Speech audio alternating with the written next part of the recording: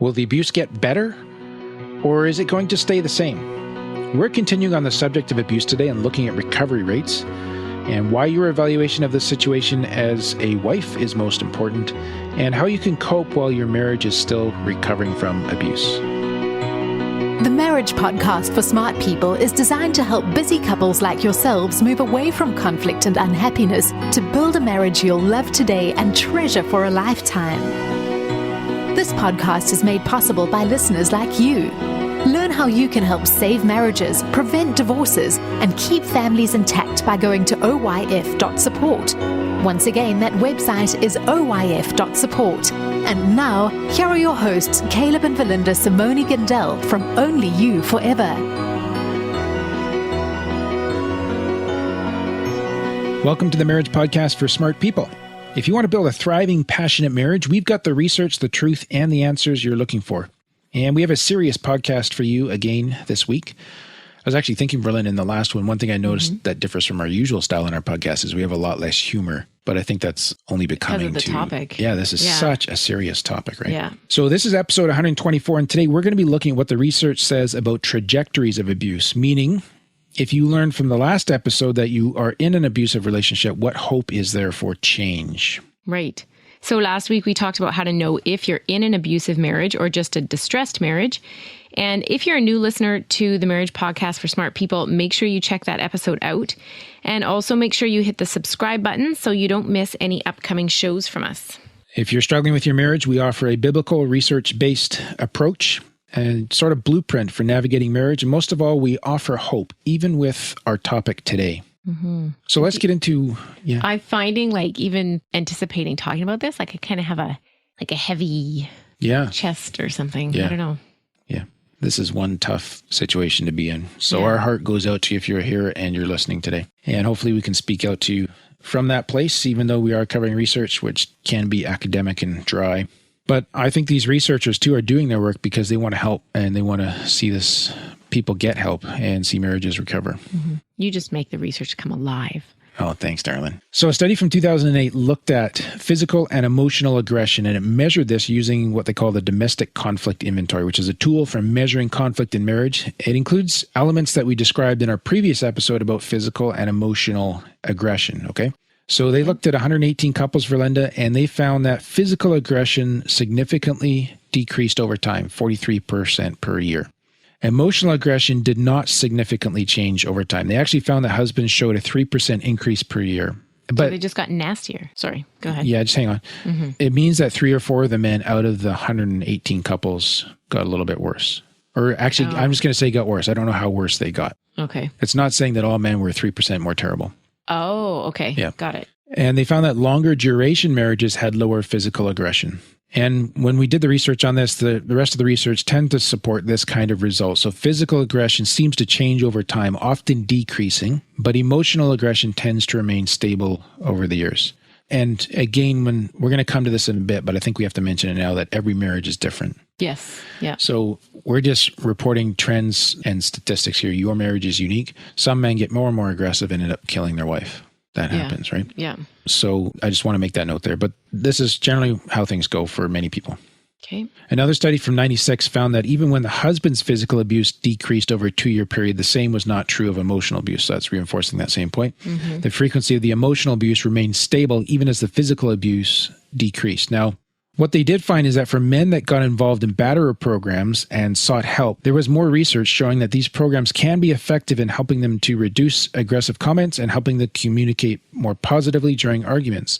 And that in turn helps reduce verbal abuse. But the researchers also noted that good communication skills need to be taught to both the man and the woman to be most effective. Mm-hmm. We were just talking about this the other day with our kids. One of our kids was saying these I feel messages are so dumb because the kid just walks away and keeps doing it. Yeah. Right? So even if one spouse learns to communicate, the other needs to know how to respond to actually make a difference. Yeah.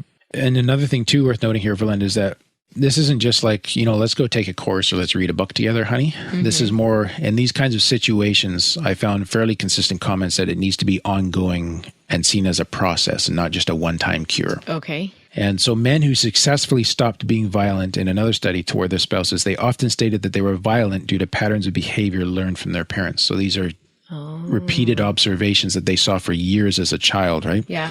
So you can't just turn that off because that's how you know how to relate based on what was modeled in front of you as a child. So unless you learn a new way to relate, you can't just take that one out. Or they were more violent because it helped them feel more masculine, air quotes, and in control.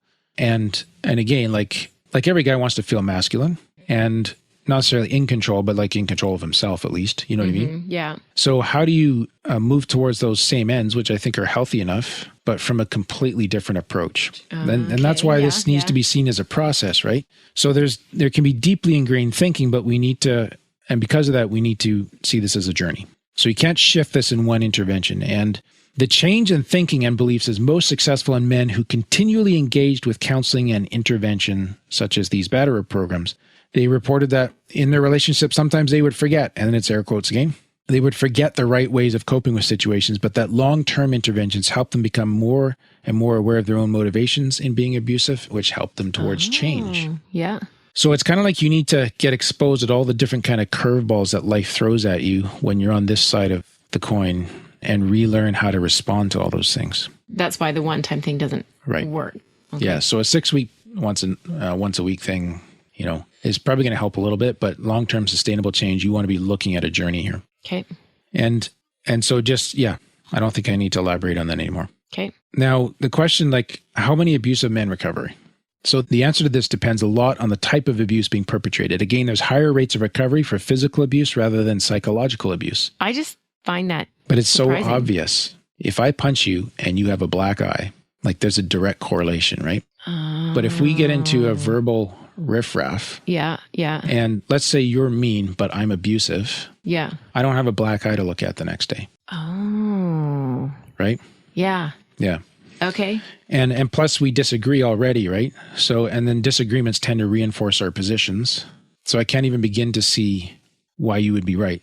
You know what I mean? There's confirmation bias at play. There's the backfire effect. There's all these psychological defenses. Yeah. So this is why it's easier to shift the physical. Yeah. Huh. Interesting. Okay. A 2003 study showed that men who, or maybe it was 2004, who participate in batterer programs, they decreased in the amount of physical aggression over year. Some men actually became nonviolent. And so this study looked at 40 batterer programs and found that 50 to 80% of husbands who completed the program were nonviolent at the end of a 6-month to 1 year period, according to their wives.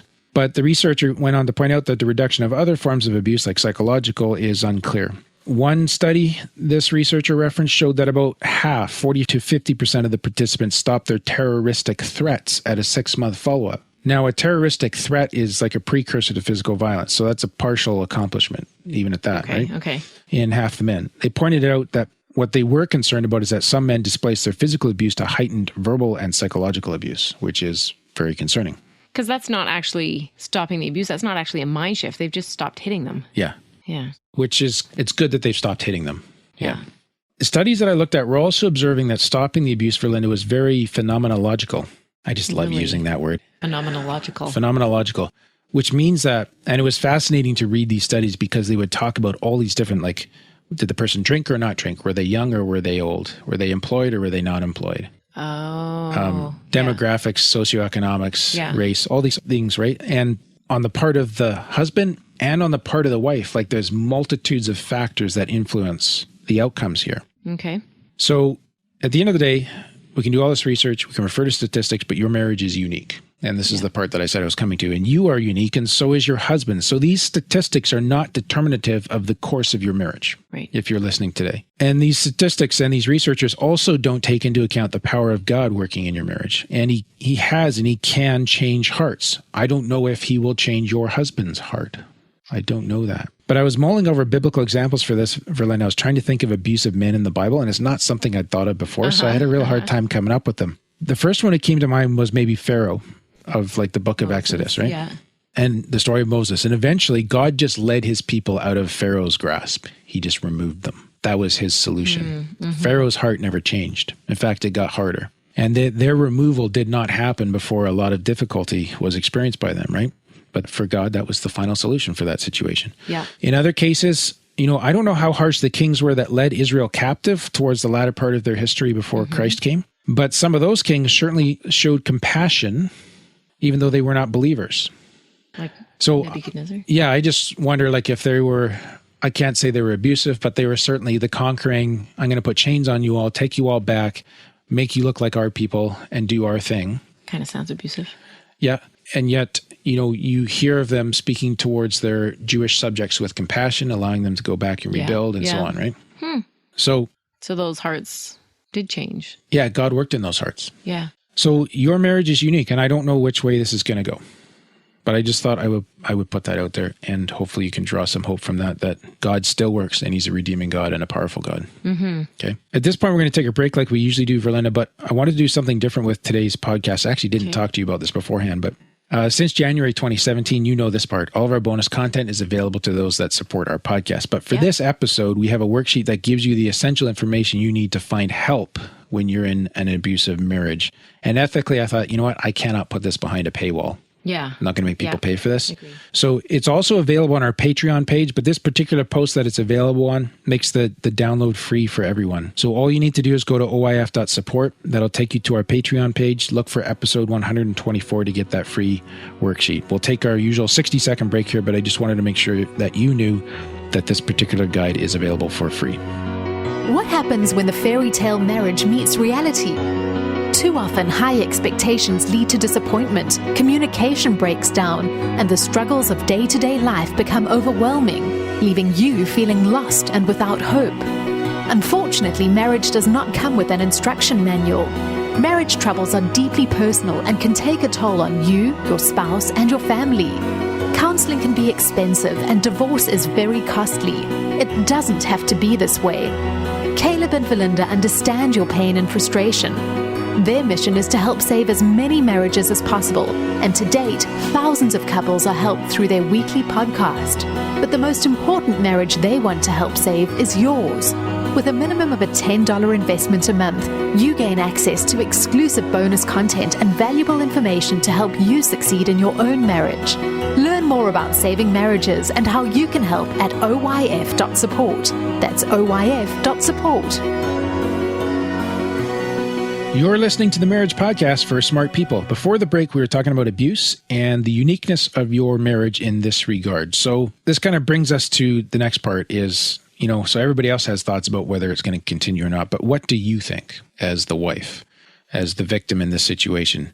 A study from 2008 by Bell et al., they wanted to try to determine if victims of psychological abuse were able to accurately predict their risk for future psychological abuse. So they had participants rate the likelihood that their partner would engage in controlling or dominant behavior or efforts to humiliate or degrade them in the coming year.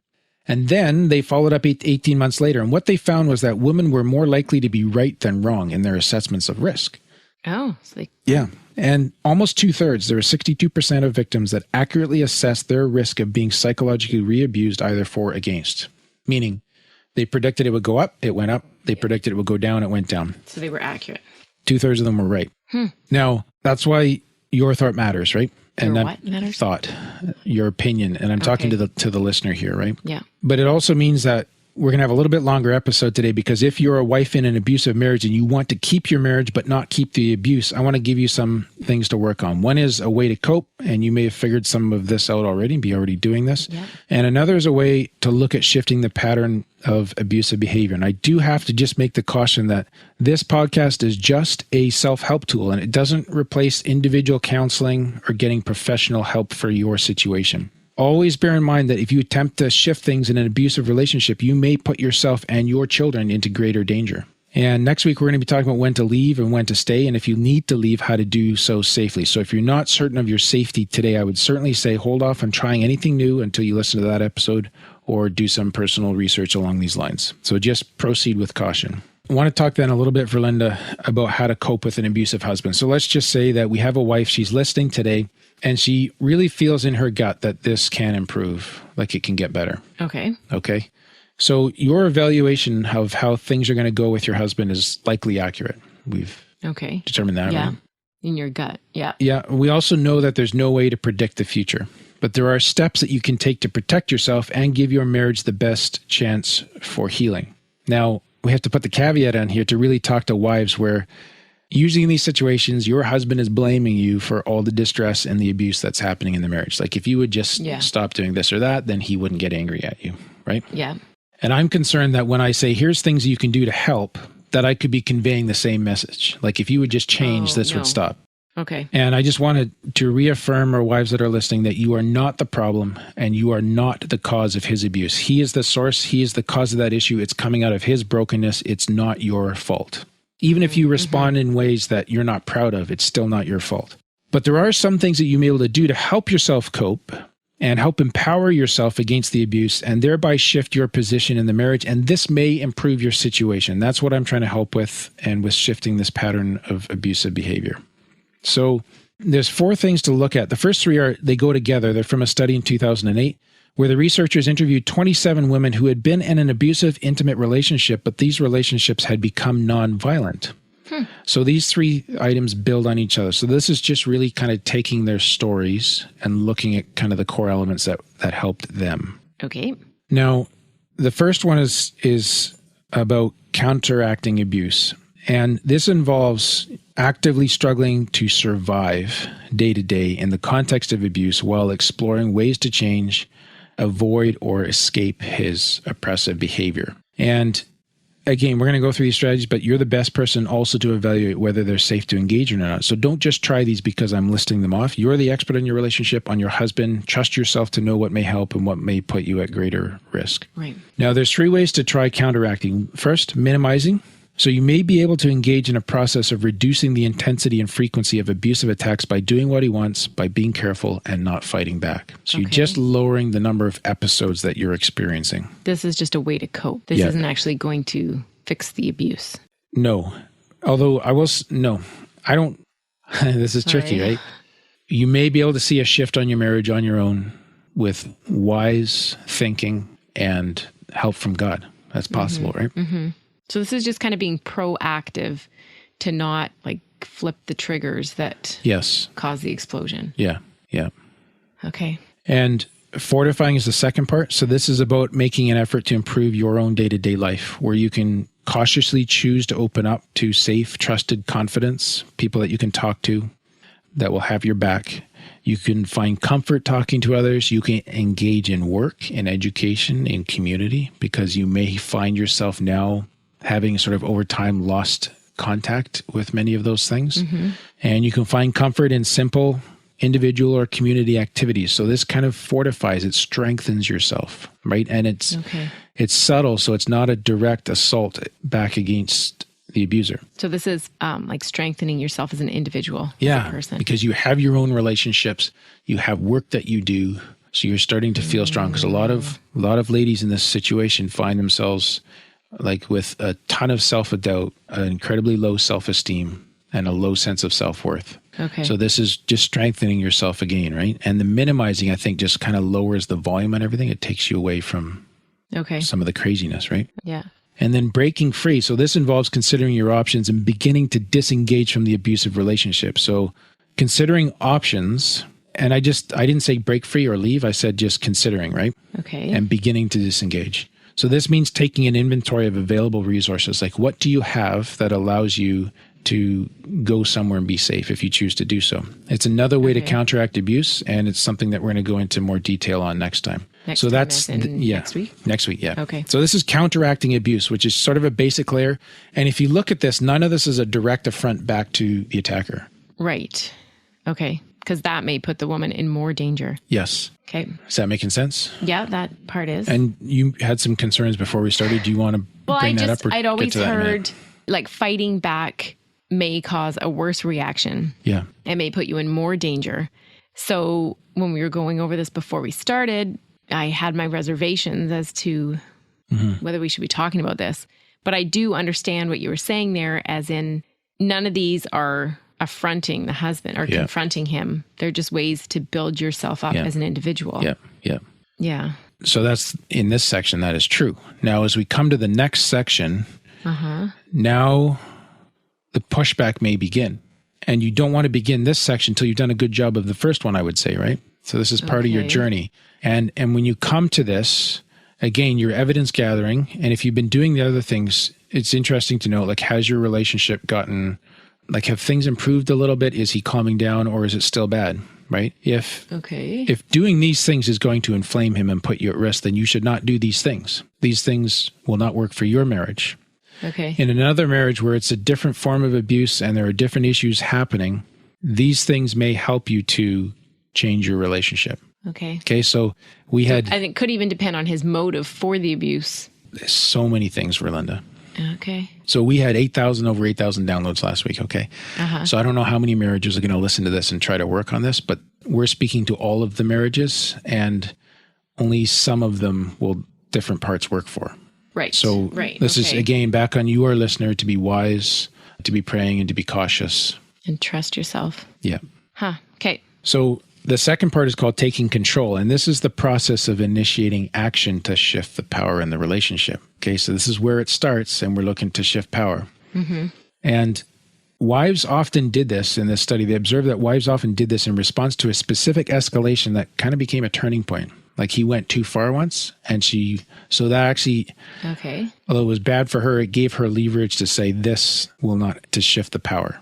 Okay. She wasn't willing to take it anymore. Yeah. Like, it was a breaking point kind of. And for others, though, there was just like a cumulative pattern of insidious abusive control that became intolerable. So you've been doing this little thing, or not little, you know what I mean? Like, it's not a huge blow up, but you've been doing this steady, degrading, dripping faucet, degrading kind of stuff, right? Okay.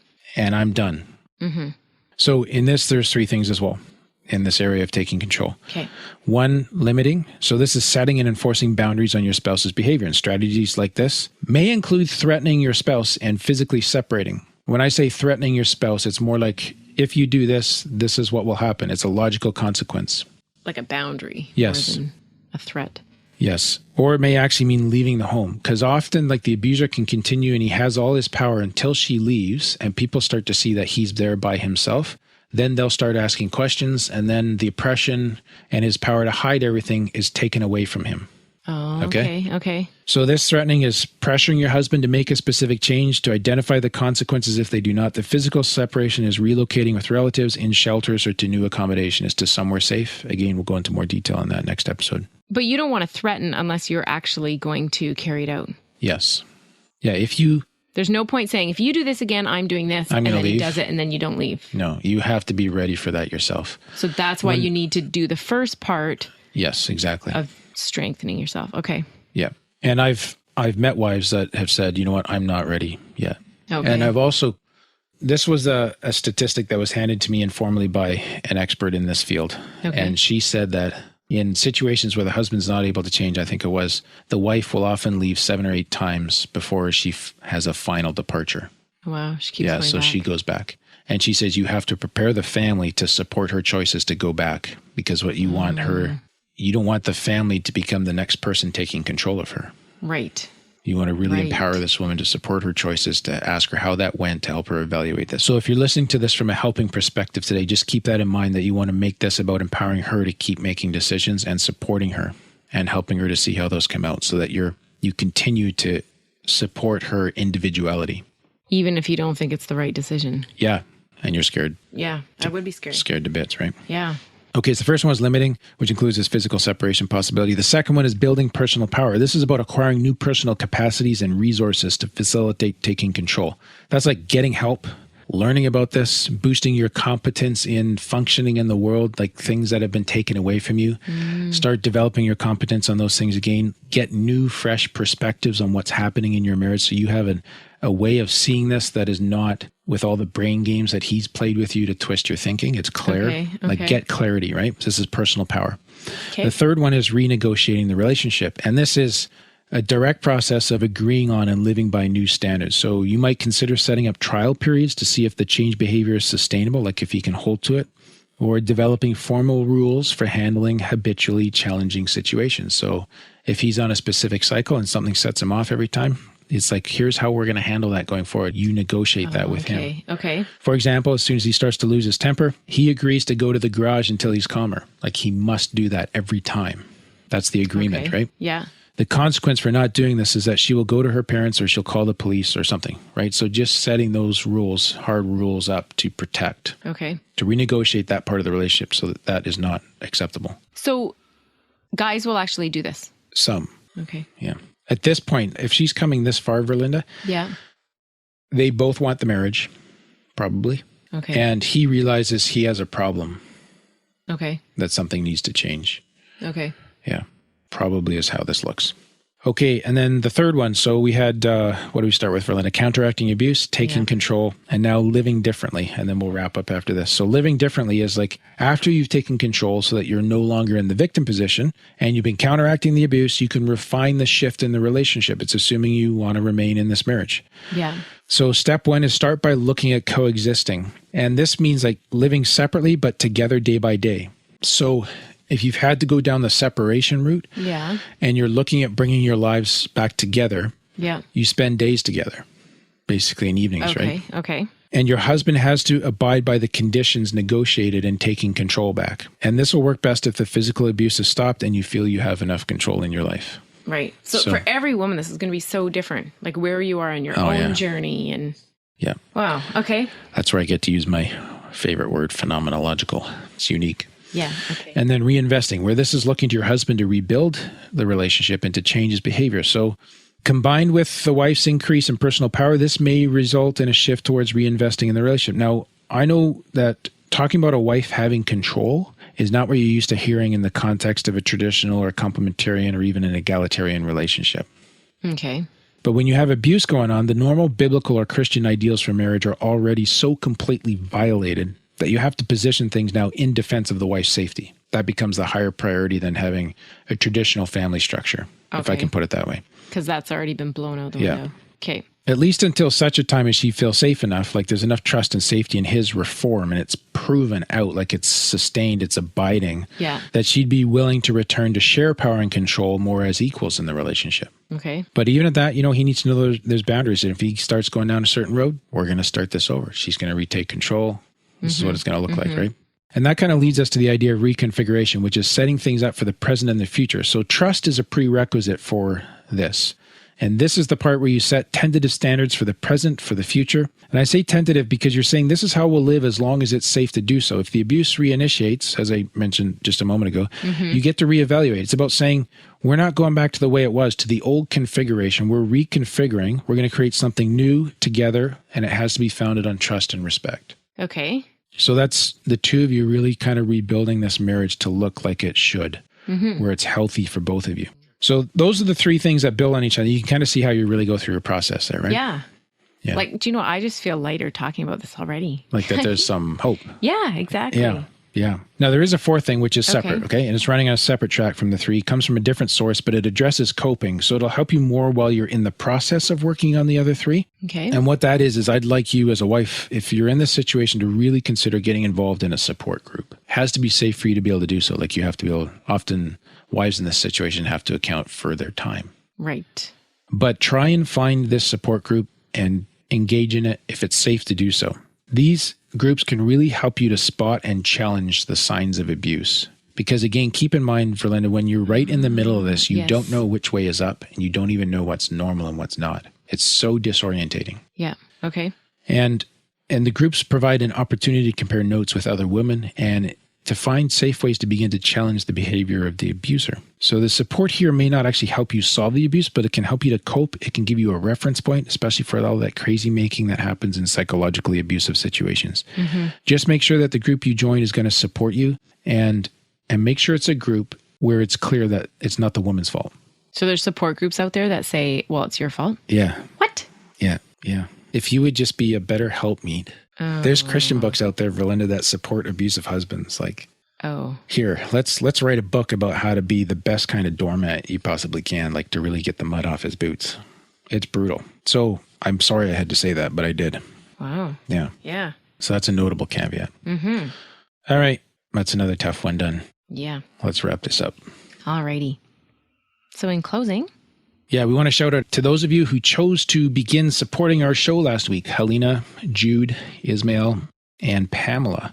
We really appreciate you joining us in this work. We're so thankful to be working with others who care about marriage. Marriage is so important, not only to us as couples, like our own marriages, but also I think to our nations and to our cultures. It's just so critical. Yeah, I agree. So thank you very much. And we also want to shout out a huge thank you to those who left us reviews on iTunes this week. Sorry, I keep leaving the words this week in there, but it's actually a while ago and we're just catching up on them this week. Right. But I'm reading them this week again. Yes. By Non-Game Player. So good, 5 stars. Tuned in today for the first time and love all the varying views presented. I think I listened to about 6 episodes. Oh boy.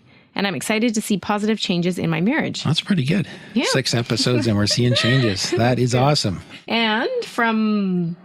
This is the title here. It's from SM Cruikshank. Listening to current and downloading all the previous podcasts, 5 stars. Practical advice that is helpful and also entertaining. A range of informative material, varying from the, well, duh, why didn't I think of that, to the, my word, that's deep, which then causes me to rewind and listen to the said advice multiple times to ensure that I understand it. Great chemistry, great advice, great podcast. That's awesome. Yeah. Thanks for leaving those reviews, folks. We know that iTunes does not make it easy for you, so we do appreciate when you take the time. Next week, Verlena, we're going to talk about when to stay or leave in an abusive marriage, as I've mentioned. So we're going to be talking through that in the context of honoring Christian values around marriage. So that's going to be a challenging one, because I know there's some folks listening to this who are like the extreme no divorcers. Right. And we're going to be talking about, hey, this is when you need to leave. Right. So it's going to be another like heavy-hearted. It could be, yeah. But can I take a disclaimer for myself for a moment here? Okay. Just to say that, like, we have put thousands of hours and of our own dollars into saving marriages. Yes. And so if we end up telling someone this is when you need to leave, please be assured that we don't say that lightly. Yes, absolutely. And when you've spent that much money and that much time trying to save marriages, then feel free to send us critical emails. So that's all for today's episode. I just set a boundary there. Yeah, you sure did. That's all for today's episode. You can get the full show notes at oyf.link/124. To find out how you can help, go to oyf.support. Thanks, and we'll see you next week. The Marriage Podcast for Smart People is totally funded by listeners who support Caleb and Valinda in their mission to save marriages. If you would like to be part of this worthy cause, open your web browser to oyf.support. A minimum investment of $10 per month will help restore hope to married couples. Plus, as a patron, you'll gain access to exclusive bonus content and valuable information to help you succeed in your own marriage. Go to the website oyf.support now for more information. Thanks for listening to the Marriage Podcast for Smart People from Only You Forever.